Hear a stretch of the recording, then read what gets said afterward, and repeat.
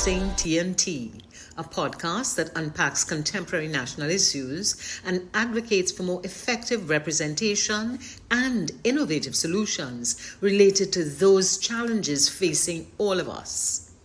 Tune in for fact-driven insights and stakeholder perspectives, and learn how you can do your part to make a real difference. Subscribe on YouTube and follow on social media for updates. Now, let's get started with this episode of Unboxing TNT with your hosts, Anarion and Rudolph Hanamji. Hello and welcome to episode 6 of Unboxing TNT. I'm Rudolph Hanamji, and I'm so pleased that for this episode we'll be looking at the Trinidad and Tobago economy. And I'm once again joined by Anarion. Anarion, welcome. Episode 6, Unboxing TNT. Yes, Rudolph, it's a very interesting topic because our citizens may be confused at times when they hear the word economy. So, again, before we begin, we remind all our viewers to hit that like and subscribe button, follow along on Facebook, Instagram, TikTok, and X at our part. Now, Rudolph, your image in the background shows fireworks. Why would you choose fireworks for an economy conversation? Because chances are when you get into the nuts and bolts of it, the economy is really about people's lives, and oftentimes if the economy isn't working the way that it's supposed to, you're either going to have metaphorical fireworks where there's a lot of damage to be controlled and people suffering and not really experiencing the quality of life that they're either accustomed to or are expecting to have. Or you physically will see people look for ways to distract themselves from the challenges that they're facing. And what other symbol is better for the use of foreign exchange for non-productive capacity than fireworks, which literally blows our foreign exchange up into the smoke after a few flashes in the sky. So that's why I chose the fireworks. Hopefully tonight we won't have any fireworks on this discussion as we unbox the economy.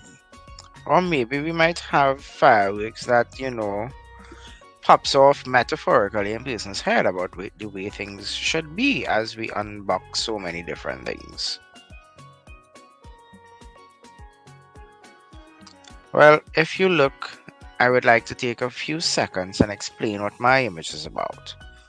And if you look to the left, there is the table with one leg versus you look this direction as a table with multiple legs. That, Rudolph, indicates what income is, and income is a big part to play in the economy, as persons will get to learn today. So if you think about these tables as sources of income, you can now do things like one source of income, the table, if you cut off that leg, the table now becomes unstable and you fall down and you collapse. Whereas if you have multiple legs, you can then head into revenue streams or multiple sources of income that help support you. So if you remove leg number 1 on a table with 4 legs, you may be unstable, but you still have 3 legs to stand on. And I would encourage our viewers to get into that concept of multiple sources of income in the avenue of having money work for you as opposed to you working for your money.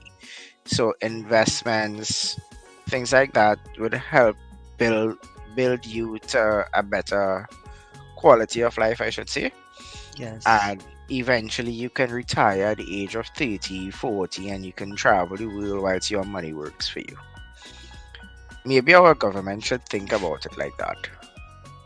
I love that analogy, Anarion, actually, because there are persons who are earning revenue at high levels in their 20s and 30s now because of technology and other forms and streams of income that didn't exist 10, 15 years ago.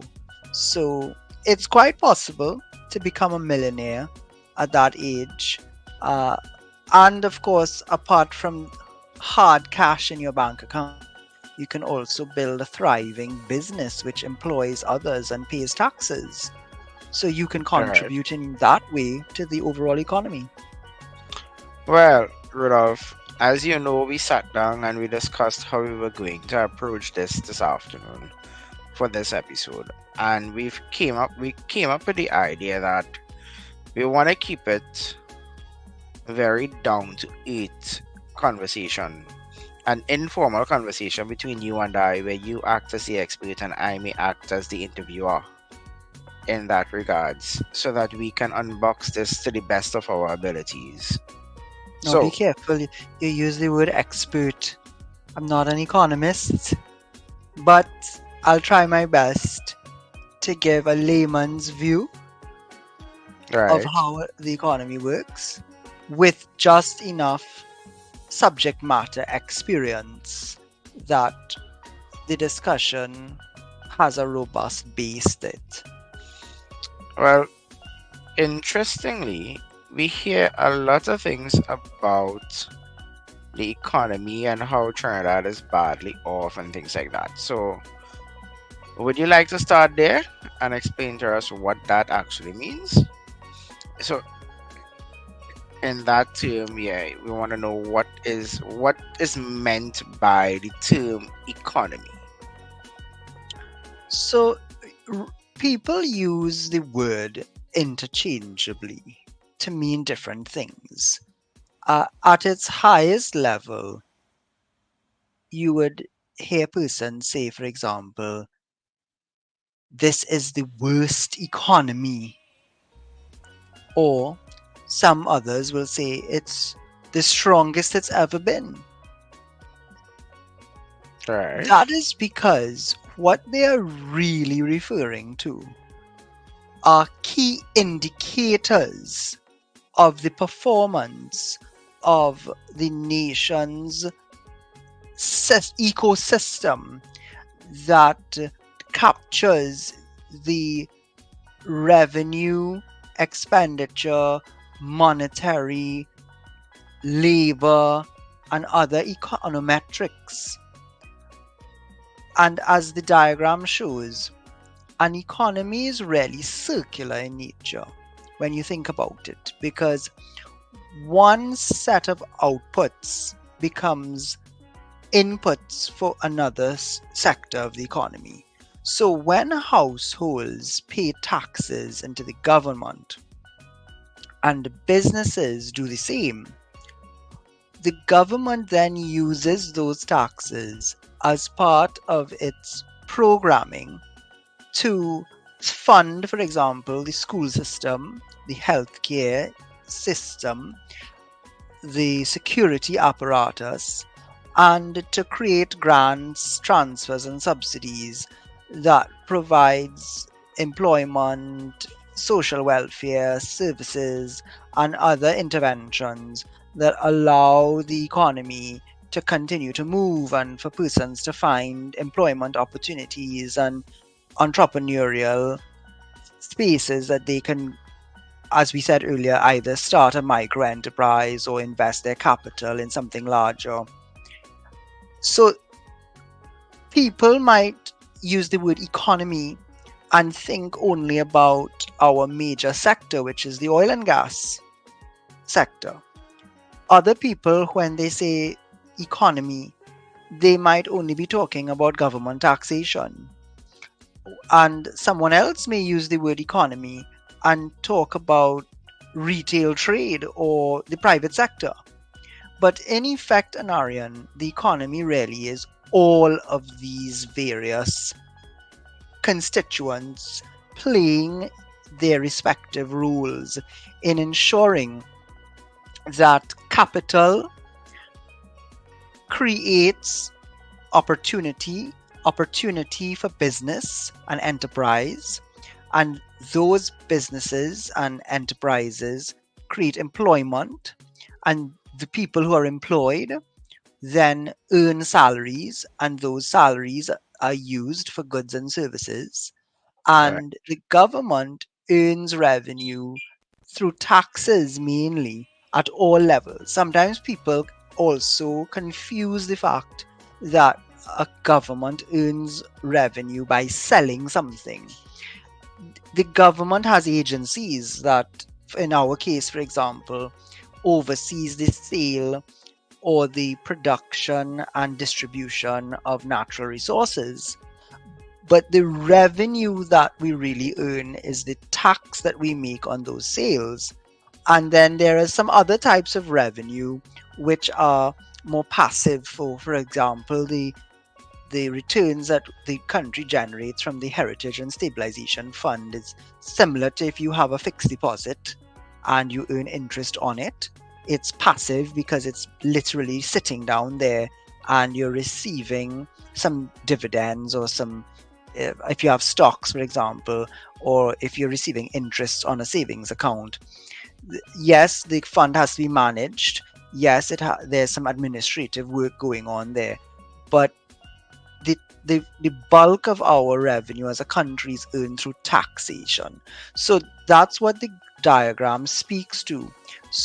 And I hope that people appreciate that when they use this word moving forward, it will also incorporate the imports and exports that are taking place in the country, as well as all of the loans, the debt that is part of the economic ecosystem. So it's complex, but the layers are easy to understand when you put yourself in, or you use yourself as an analogy. Because while we all hear that from time to time the economy is not performing in the way that it's meant to, and we've had economic contraction, for example, it's similar to you as an individual.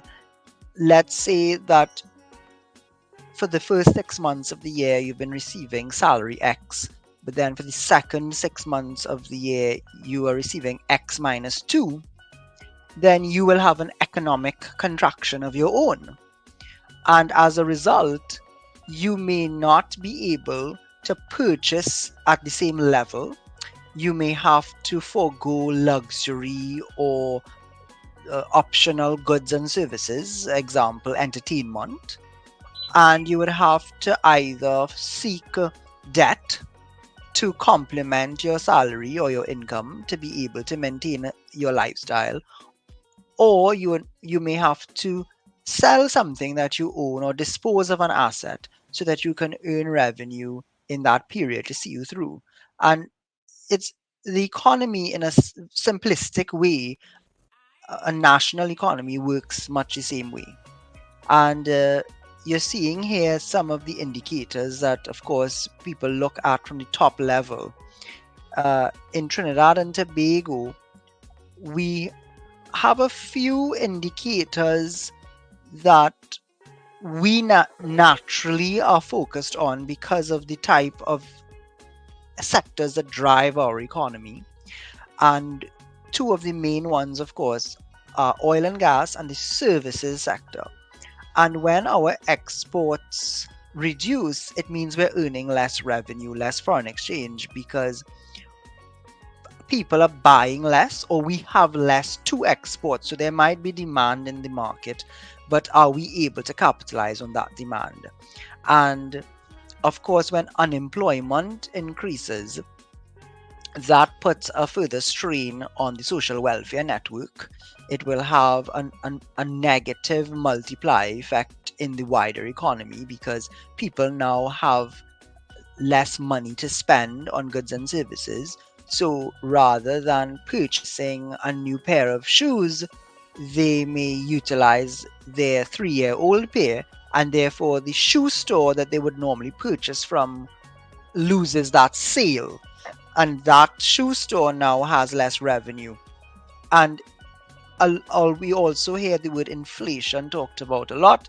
And I know we're going to get into some of these later on in the conversation, but basically, that is how the economy functions, what the economy consists of, and what are some of the key indicators that we would need to look at, Anarion, when we are assessing our economic position. Well, Rudolph, you've broken that down so geniusly and so beautifully that I think anyone can understand how it works. You see, especially that graph, that image that shows how the funds come in from households to the government and then from businesses to the government and what it's supposed to do.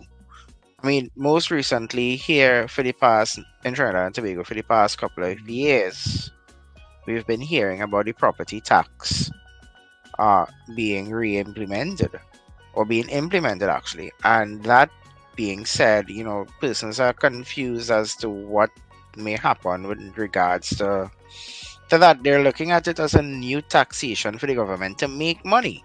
But if I'm wrong, and you as the expert in this area, not saying that you are, but in this conversation, isn't the property tax supposed to go to the local government level to be able to do maintenance on roads and parks and keep the place environmentally clean and things like that? So that actually was the correlation between the new taxation regime, or I should say the new aspects of the taxation regime, because of course, as you alluded to, property tax is as old as the hills. It's not a new type of tax. It was put on hold and we haven't paid it for close to 2 decades now.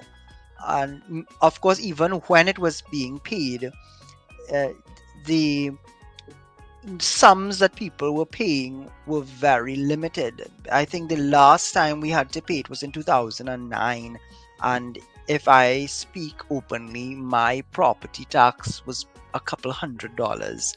The new assessment is probably 3 times as much, but I haven't paid it for 15 years. So, in my realm of the world, I personally see the tax as being a fitting and fair avenue for the government to earn revenue.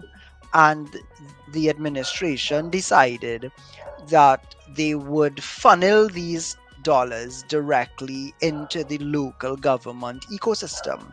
So within the economy, you have many layers, and one of those layers, of course, is government expenditure, as I had mentioned before. And Right. governments tend to spend a lot of funds, a relatively high amount of funds, on services that the public tends to take for granted often. Uh, Garbage collection has to be paid for by someone. The contractors of CPEP and URP who clean different areas and maintain public spaces, they have to be paid. The administrative staff at the local government level, the CEOs, the accountants, the clerical staff, the drivers, the, the cleaning of local waterways, the repairs to local roads. All of these things have a cost because people must be paid a salary or a stipend or some sort of remuneration for their efforts. And then you will, of course, have to purchase materials, whether those are hardware or software, that support the exercise of these programs.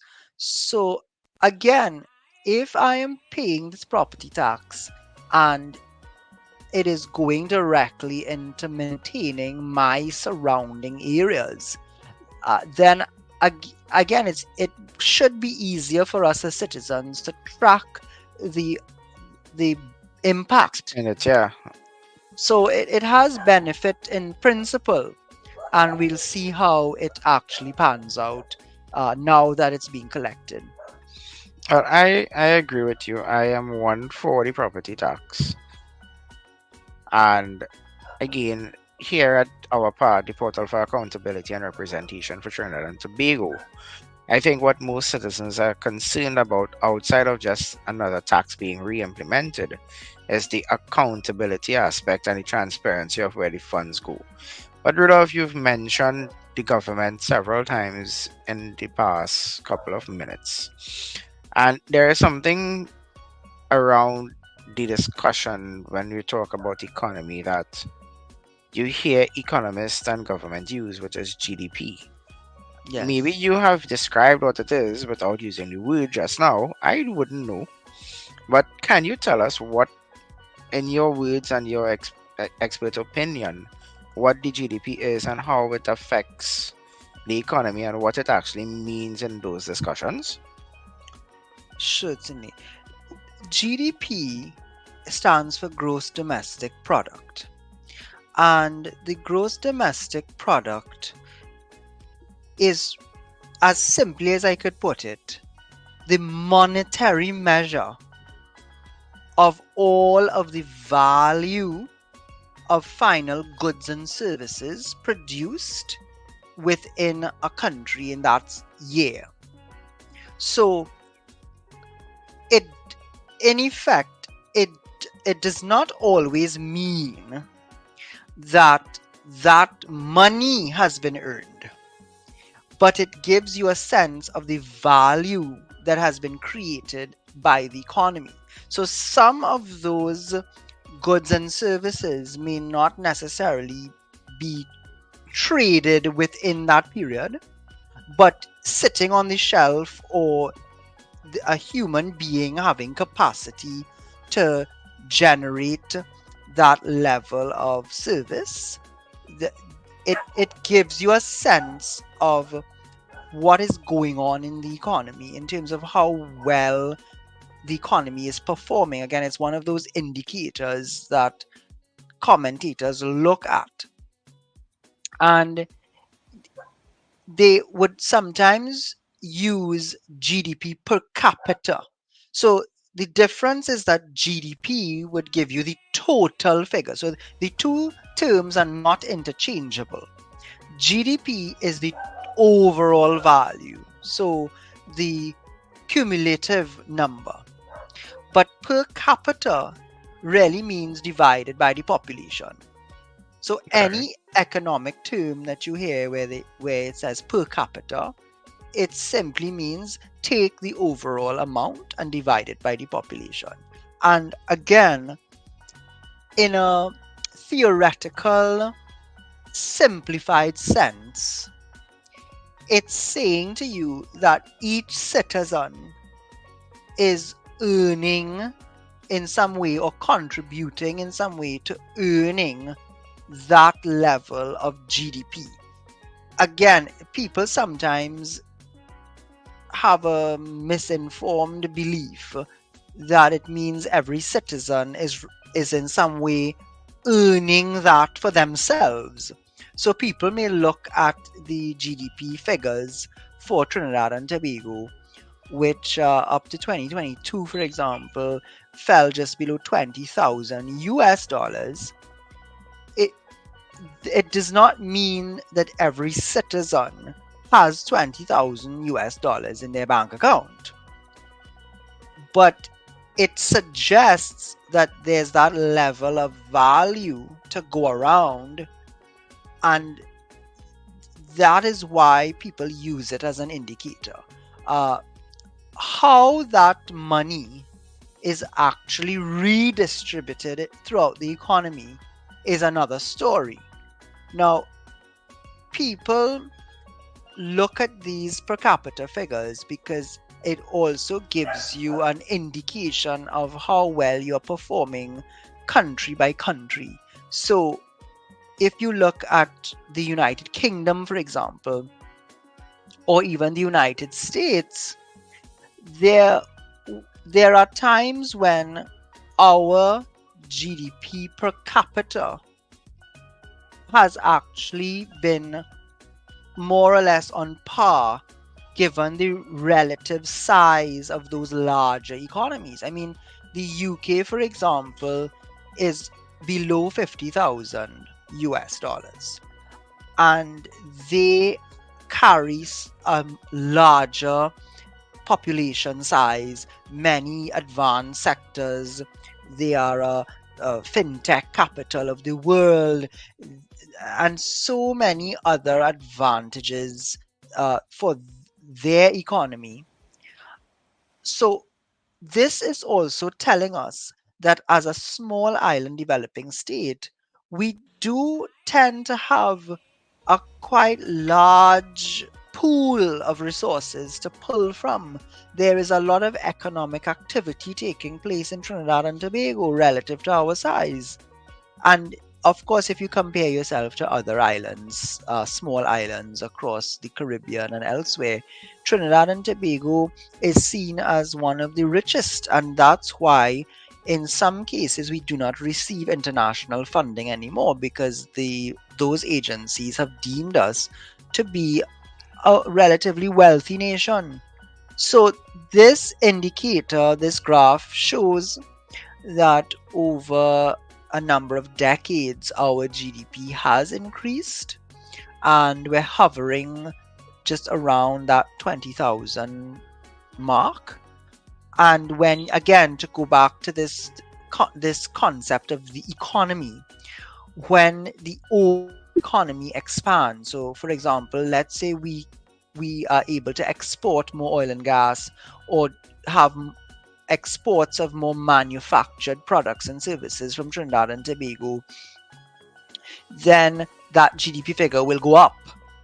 But when the economy contracts and there's less oil and gas revenue, or companies close, there are higher unemployment figures, etc., persons aren't contracting our human talent to provide services for them, that GDP figure will go down. So it does not remain constant. It is a direct function of the health of the economy and all of the economic activity that is taking place within that given period of time.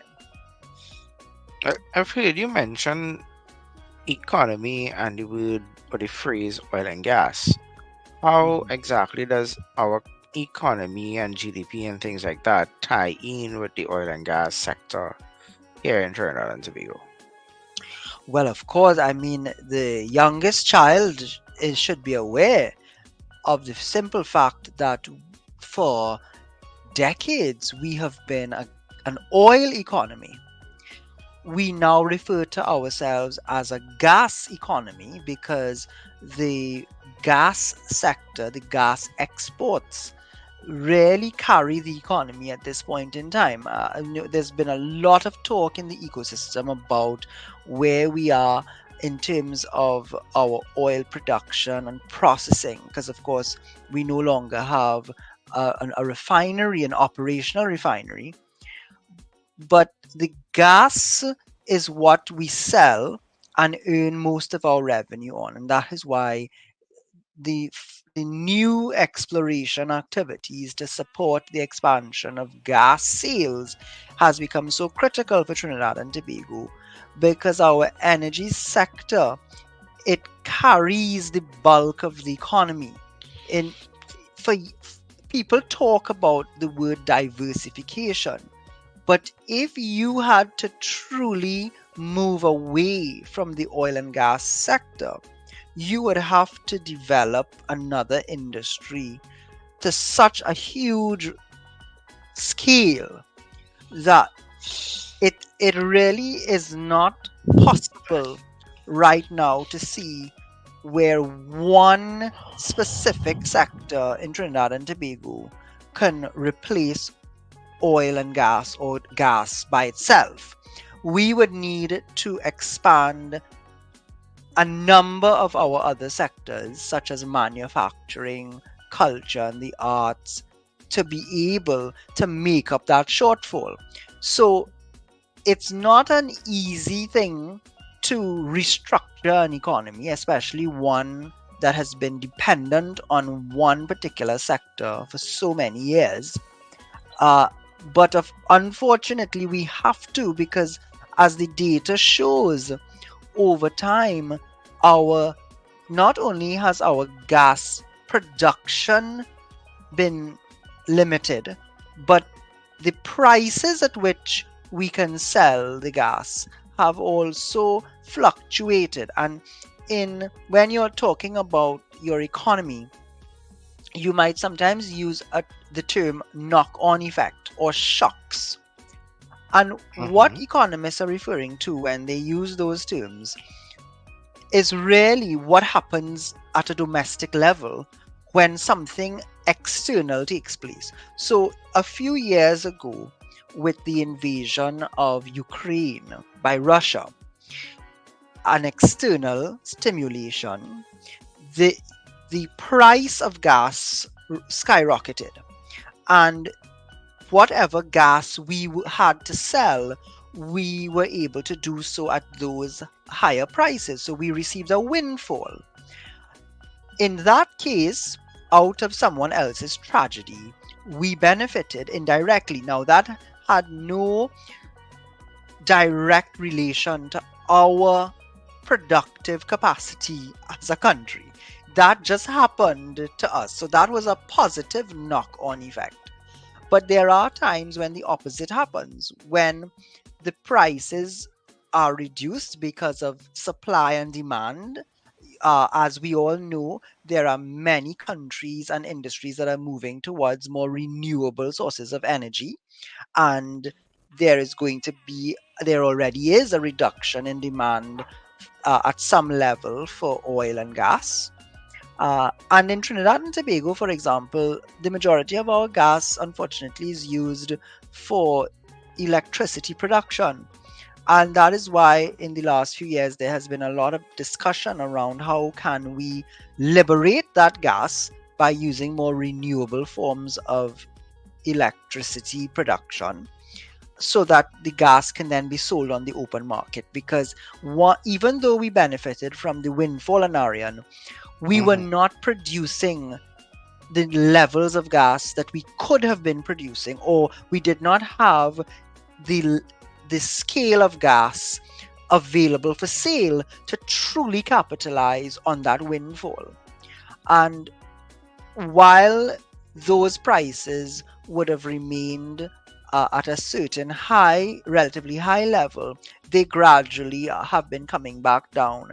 And of course, apart from the gas, Trinidad and Tobago at one time was the largest and one of the largest exporters of other byproducts such as ammonia, methanol, fertilizers. People will know that these things are used in the creation of fertilizers. So Right. our fertilizers were actually feeding the many other countries. But even those prices have started to come down and settle. So again, you are forced now to consider, all right, if our largest sector for revenue is a price taker, where you are at you are always at the whims of external shocks, of the knock-on effect, which tends to be mainly negative, unfortunately, with these blips of positivity. What else can we do to mitigate the risk?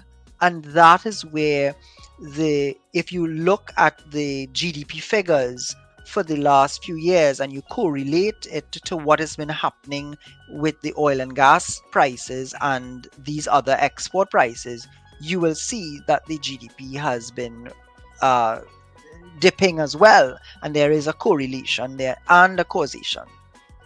So if we've noticed that uh, oil and gas has been fluctuating, because I remember when it dropped to below $1 a barrel when there was hydraulic fracking in the States. And that would have been due to the fact that OPEC was trying to avoid that Yeah. so that they would have made their profits. Still, while hydraulic fracking required a certain amount oil selling at a certain price to make a profit. Hmm. That being said, we have other avenues in Trinidad. We have so many arid lands available for agriculture. We have things like what you call it, tourism, beaches, flora and fauna, and things like that. So how can we now use those other sectors to influence our economy? So that is an excellent question, and it's one that we need as a citizenry and policy influencers, businesses, policy makers. We need to quickly, expeditiously, and exponentially advance because the discussion has been going on for a number of years. Uh, if you look at the figures for the contribution to GDP of the various sectors, you will see that they have more or less remained fairly constant over the last, let's say, 5 to 8 years, again with a few spikes here and there based on percentages. What we need to decide on as a country is which of these sectors, and we have the information, for example, manufacturing. A lot of focus has been put on manufacturing in the last few years, and we have seen an expansion of that sector. And as a matter of fact, it is the best performing sector, uh, more so than tourism, more so than other areas of productive capacity, like retail trade or even services, where we do very well also in exporting different types of natural human talent. Right now, there are companies that are hiring IT professionals remotely. Our attorneys, for example, may provide services across the region, our accountants. So, when you provide a service outside of your borders, that is also seen as an export. So, it's not just hard commodities, products, but also the services.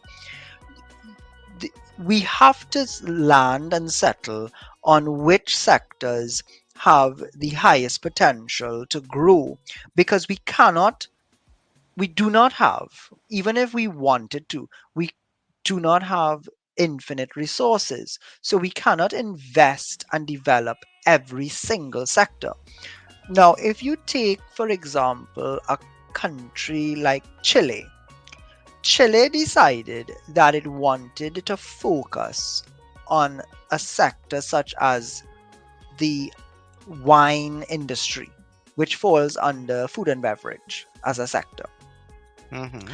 And they were able to develop varietals and brands that are now world class, and they have been earning extremely large sums of exports revenue through their wine industry. Uh, Other countries within the region have done quite well by focusing on specific areas. So Jamaica as well, they showed one of the largest rebounds, or the best rebounds coming out of COVID in the tourism space. And of course, they earn a lot of their revenue by attracting tourists to their country. Now, Trinidad and Tobago, in some of the last reports, we have seen a surplus when you net off our imports and exports, and I'll come back to that a little later. But in some sectors, like agriculture, for example, you are not seeing that. You're actually seeing a net import, where people refer to this as well. People will hear the import bill, the food Mm-hmm. import bill. As a matter of fact, our import bill is driven mainly by foodstuffs. Now, on one hand, that is actually in its own right a positive indicator of how well the economy is doing, because people are purchasing, they have a broadened palette, so they are able to demand, and companies are able to supply things that we don't produce here to eat: processed foods, luxury goods, different brands. So you may go to purchase peanut butter, for example, and you'll see 15 different brands of peanut butter. All of that requires foreign exchange.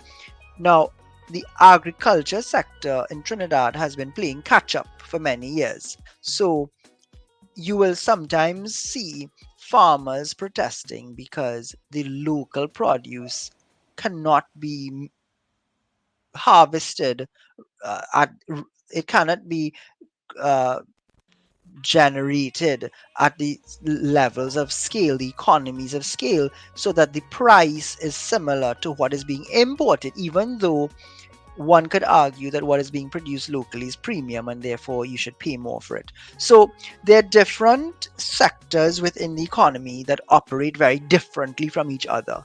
And again, that we can have an unboxing TNT for every single one of them, because they're all complex and they are multi-layered.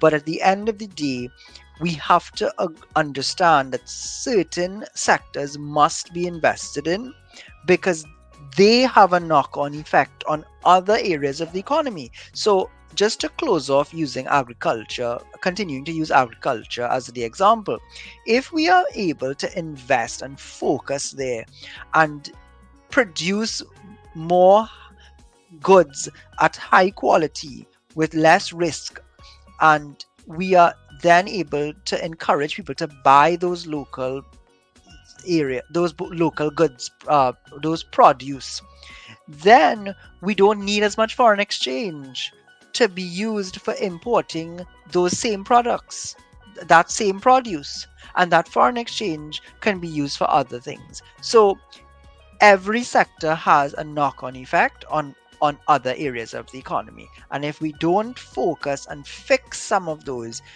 then we are left depending on oil and gas, and as I said before, mainly gas, but and the knock-on effects, the exigencies in the external market that can affect us in very grave ways.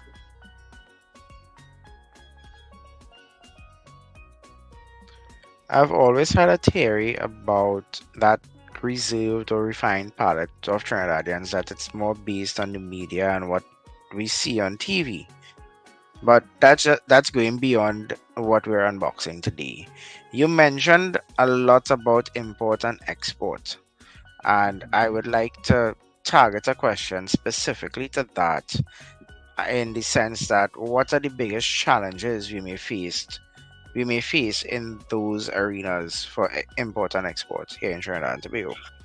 So one only has to look at what we actually export compared to what we import. So to answer that question, so, and again, people, they hear the word export and import, and in their mind they may think of a few things, that like we export bitters to the entire world, for example. But if you look at this chart, that area of exports, again, it would fall under the food and beverage sector, is relatively small when compared to the other sectors where most of our exports emerge.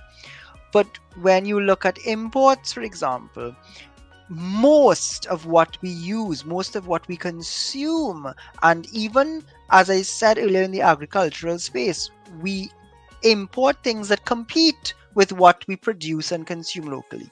So everything else we do not create in Trinidad and Tobago. So this has been the ongoing uh, conundrum. How do countries, not just ours, but how do all countries decide and effectively produce goods and services that other people want to purchase, so that we can earn that foreign exchange, and we then use that foreign exchange to purchase the things that we don't make or and that we need to support the rest of the economy and people's lifestyles. So the main challenge is finding that balance where you can earn what you need to earn comfortably and at the same time rationalize what you really should be buying, and encouraging a culture where people choose local over foreign. Now that's easier said than done, because of course the local options have to be of the same caliber, similar price point as I mentioned before. They have to be accessible and reliable, because if you come to depend on something and for whatever reason you can't produce it for that month, or there's a shortage, then there's a lot of instability in the market. And I mentioned earlier that in some quarters we've been able to actually experience a trade surplus. Now, what is important, and this is why people have to take the time to ask the right questions or to explain things to the general public in a better manner.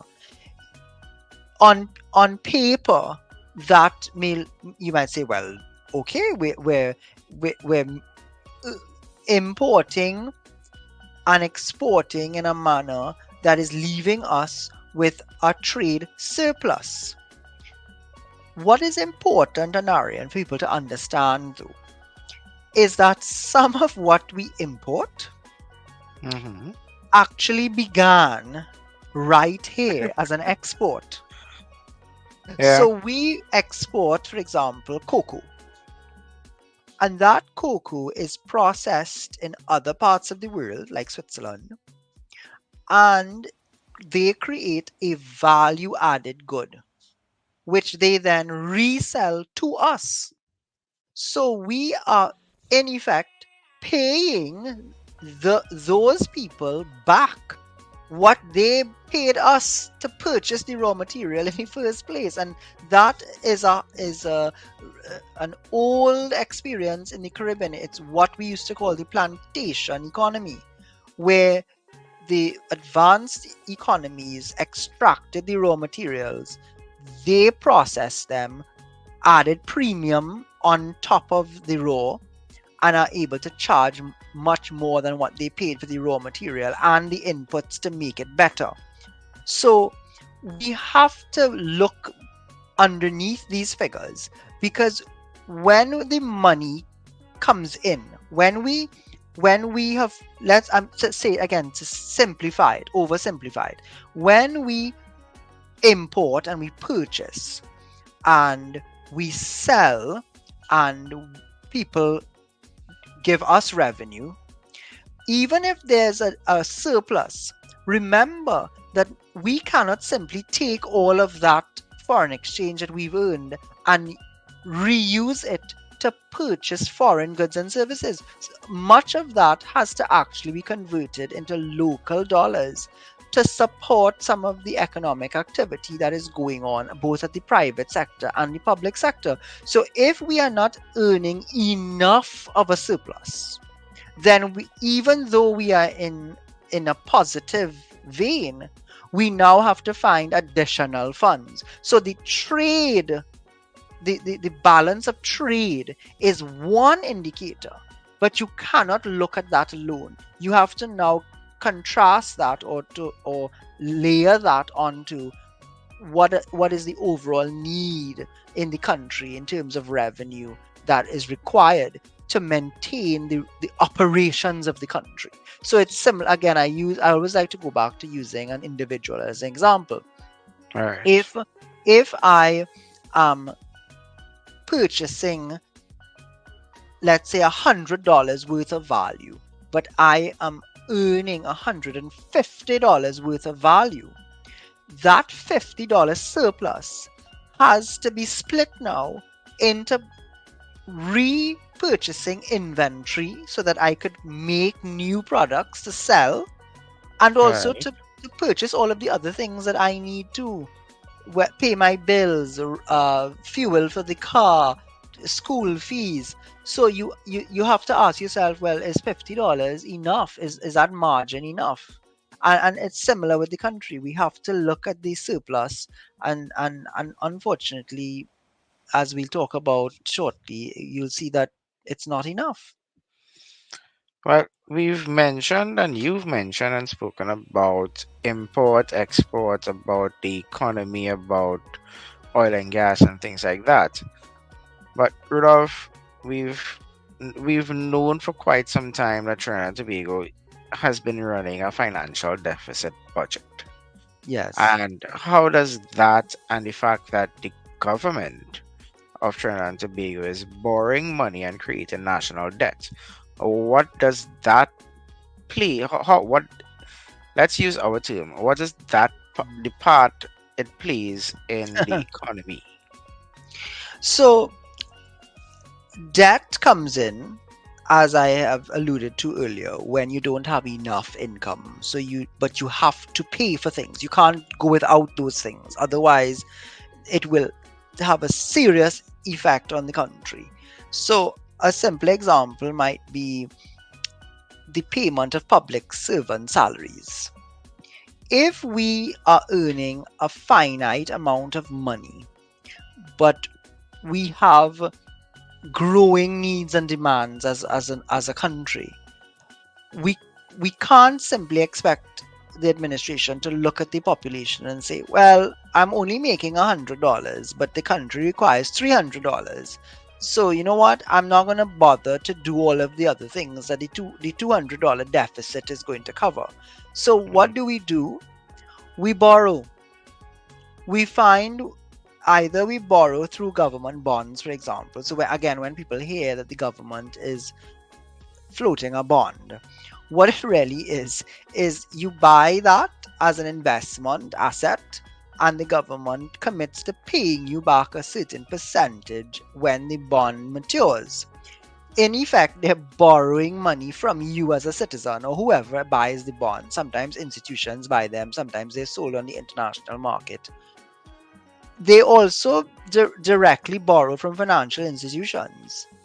That happens. Mhm. You can also borrow from multinational agencies like the World Bank and the IDB. So there are times when governments receive grants, whether it's from other governments or from some of those multinational agencies as well, that does not carry a payback or an interest rate. But All in right. most cases, we have to borrow. Now, they it is said in different economic spheres that somewhere between 65 to 70% of your GDP, your debt to GDP, is, let's call it a safe zone to be in. Mhm. Up to the last report, Trinidad and Tobago was hovering around 54.3%. Again, in a very oversimplified way, you could say that for every dollar that we earn, again going back to GDP being the value that we are creating or the revenue we are expecting to earn, you owe 54 cents for each dollar. So Okay. sometimes when you earn the revenue, and that's why I was saying that the trade surplus alone cannot be the main indicator, because when you earn the revenue, you now have to consider, wait a minute, for this dollar that I have earned, what percentage of it do I have to fund an existing debt? So some of our debts we have to pay or make bullet payments.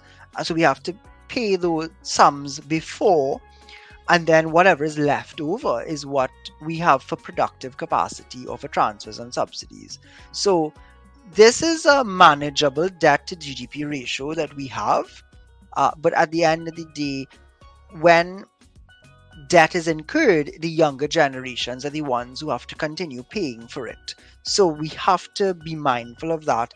And again, that's why it's more important to grow your economy and to find ways to diversify rather than borrowing to meet the needs of the deficit. Okay. So you mentioned that we are in a good space at the 54 Relatively, yeah. relatively. What are some bad states to be in? Does that bad state mean you go at a higher percentage or a lower percentage? Yes, so the higher the percentage, the worse off you are. And the the fact is that when we there are times, so in a country's development, there may be times when you really have to expend a lot in infrastructure development. So let's say the country's school system has become overloaded, or in our case, for example, the number of cars that are on the road has exponentially grown over time.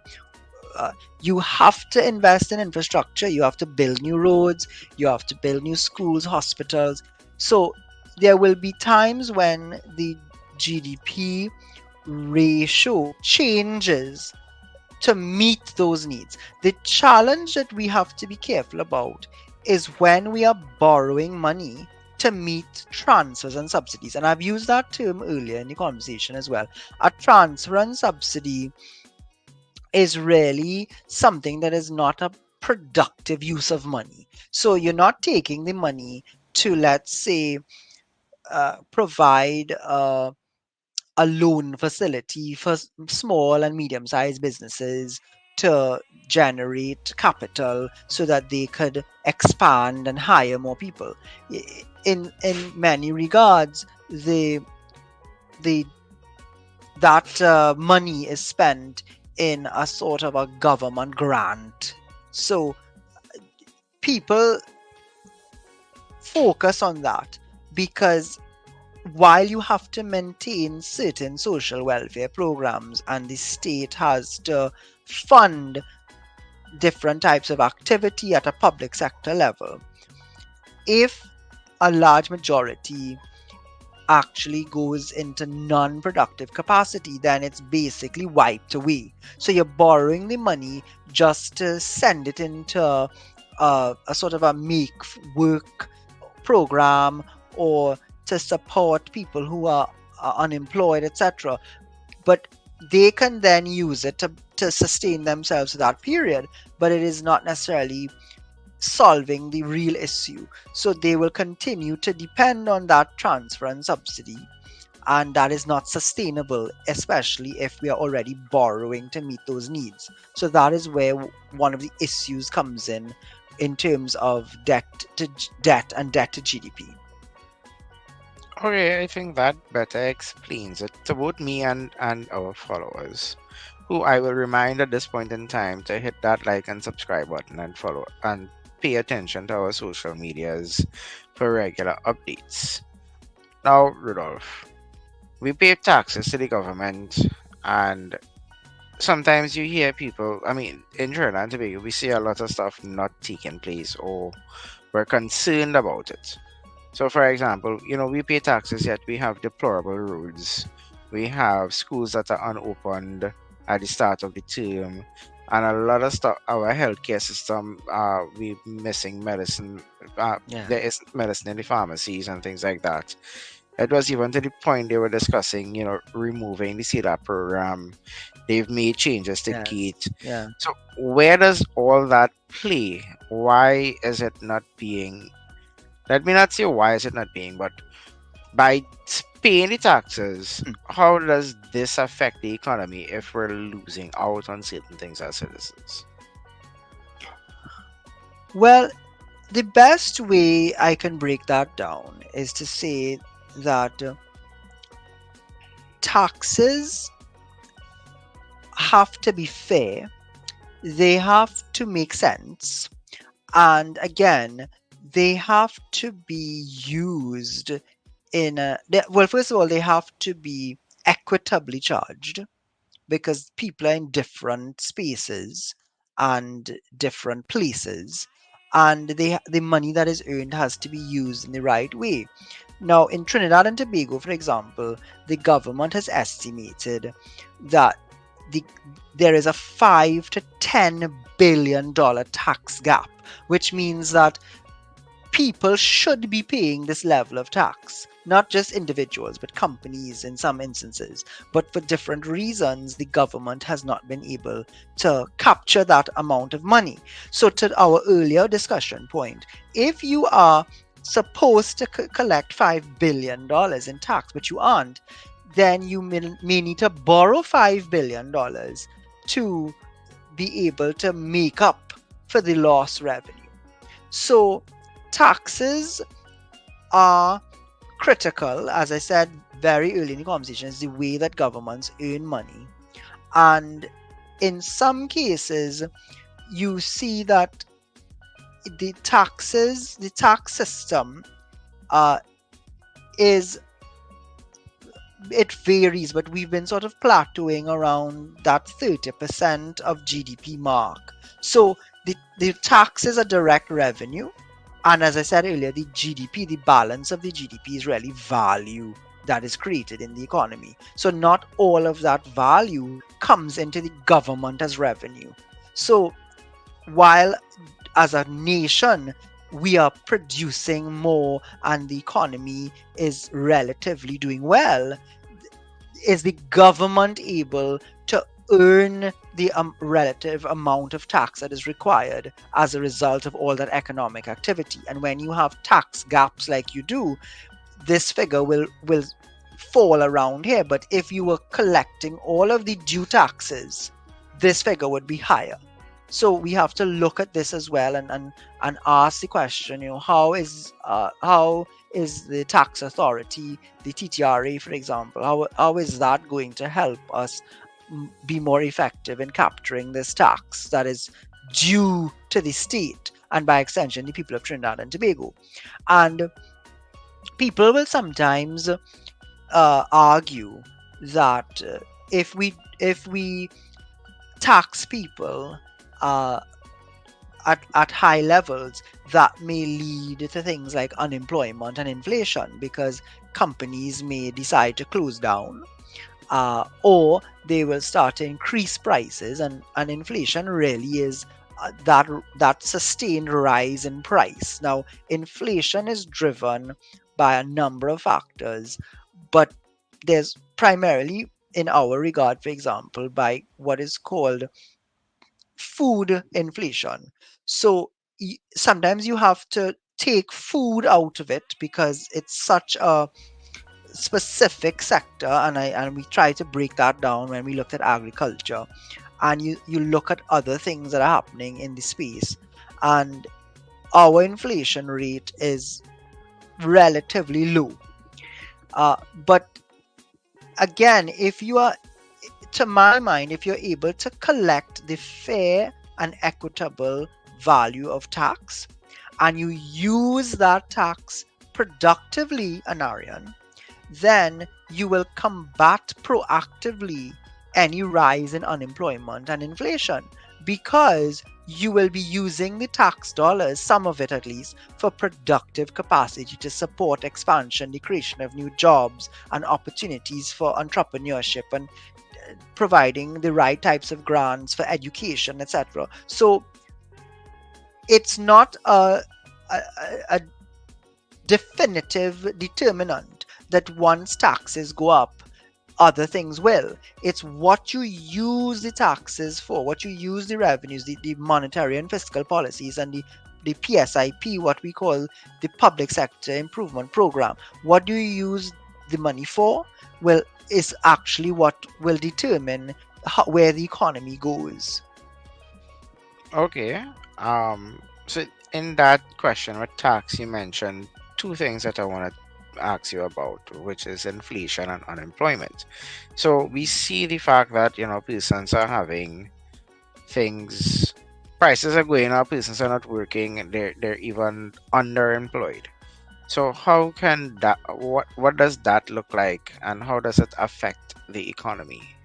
So again, going back to the first, that circular diagram we showed, if people are underemployed, they're actually not earning the levels of salary that they should be, and therefore they'll be paying less, if any, tax at all, because some people fall below the tax bracket. And some people will then voluntarily exclude themselves from the unemployment market because it just from the employment market and become voluntarily unemployed because they just find it is better to not work. They may stay home and you know take care of their parents, or their spouse might go to work and they'll see about their families, and there are pros and cons in all of this. But at the end of the day, you want citizens to really be fulfilling their potential and to be utilizing their productive time in jobs, careers, occupations that not only provide them with the best salaries but also fulfillment. Because at the end of the day, quality of life is important, but unemployment has that direct impact on reduced taxation revenue. And then those people may also have a drain on the state. So, for example, if you are well employed, you may have private health insurance, you may be able to purchase your own medications. But if you're unemployed or underemployed, you'd have to go to the public healthcare system, and we already have a drain there. So you just this is how very easily problems start to layer on top of each other within an economy when an economy does not function properly. All right. And well, lastly for this episode of in unboxing several layers, how Yes. does the state of the economy itself affect or influence the cost of living in Trinidad and Tobago? Because we all know we like living large, we want to experience good things, we want to buy the nice stuff, we want to bring in stuff. But how does the economy now affect that?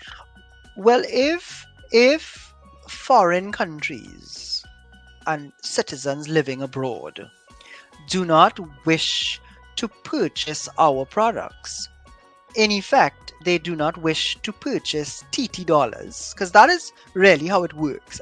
If I am living in Australia and I want to buy a carnival costume, yes, I can pay for it online and I may pay in US dollars. But what in effect I'm doing is I'm giving you US dollars, or sending US dollars to you as the band leader, and then you are taking some of those US dollars and purchasing TT dollars so that you can pay people in the local market, whether it's the DJs, the mass producers, the security guards. You pay them in TT dollars. So indirectly, people are demanding TT dollars to pay for things that they want to experience. But if that is not happening and nobody wants our TT dollars, then our ability to purchase US will be harder, because there will be a demand disequilibrium.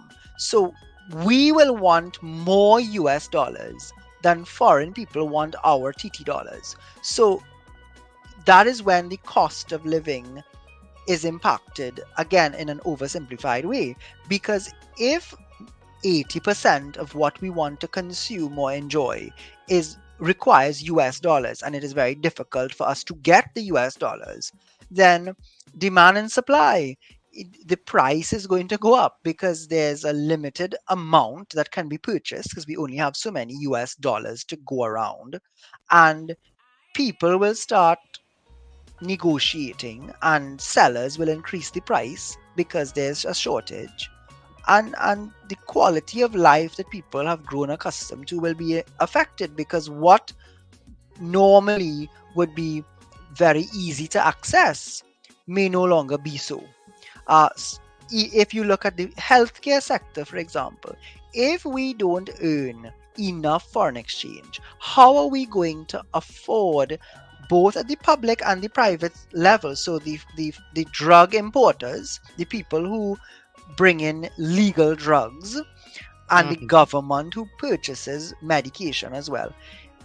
We don't make any of that in Trinidad and Tobago. So we can't use TT dollars to purchase it now, can we? We have to find foreign exchange, which means we have to sell something, or we have to borrow foreign exchange to purchase those those medicines.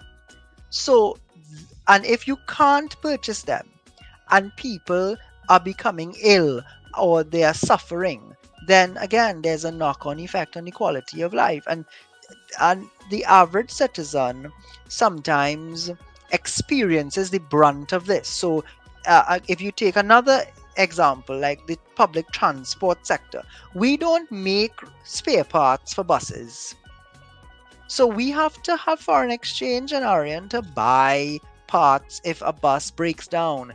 Again, if Right. we don't have money, if we don't have money allocated, enough money to be allocated across all of these ministries and agencies, first of all, that's a problem. And then second of all, even if they get the money, are they able to purchase the foreign exchange to be able to import what is necessary to fix those buses? And that goes through almost every sector, because and I go back to that circular economy image, we must import and export. And we have to do more to find an equilibrium where we import what we really need and a few luxury items. And noting, as I said, that a large part of those imports will be things that we require as inputs into things that we're creating here, because we don't make those inputs. And then we have to, on the other side, start developing our targeted sectors and finding ways to make the best of the oil and gas while it's still around, and then complement that with those other sectors, because you can't replace it with any one right now. You have to have maybe 8 to 10 additional sectors to buttress or complement the oil and gas sector. And unfortunately right now, not meaning to end on a low point, but there are data out there that show that in many regards we are not performing where we need to as an economy, or at least we're not performing where we used to perform. So Right. it we haven't got to a point where we're quote unquote suffering. However, right now people are talking, of course, all of us are impacted directly by crime. And if you trace the root causes of crime back, you will see that over the years we've been spending less and less money in certain areas, and there is a correlation, if not a causation factor. There is a correlation between l- reduced funding in social services, in education, in healthcare, in agriculture, in all the sectors that produce opportunity. So what happens when people don't have opportunity is that they naturally look for opportunity elsewhere outside of in the informal economy.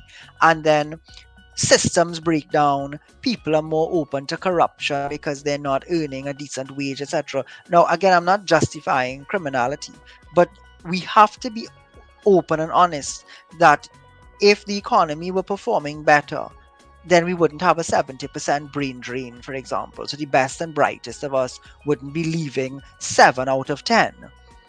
All right. So all of these things impact the economy. And as I said earlier, everything impacts something else.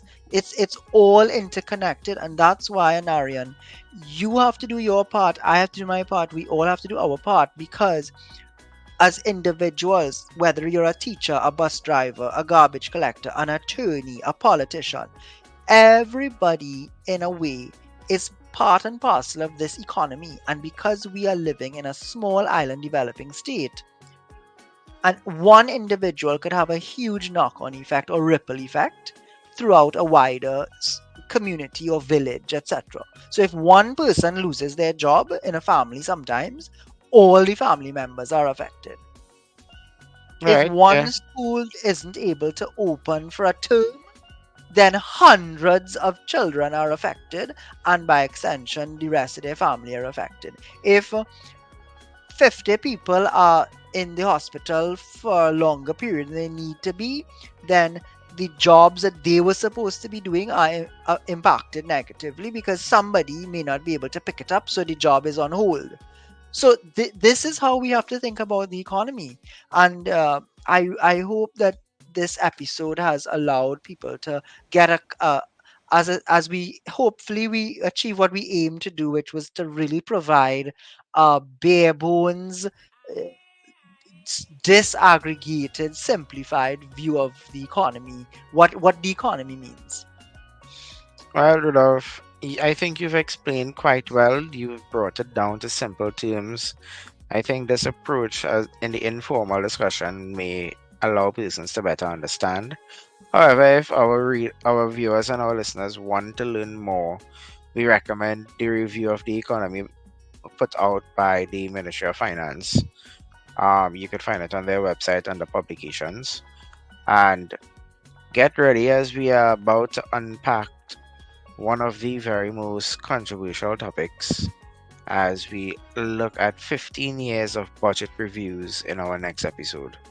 Rudolph, as we say here at our part, if you do your part and I do my part, together we can do our Do part. our part. Okay, viewers, thank you, and we do hope to see you next time. Stay safe, stay well, be healthy, and take care.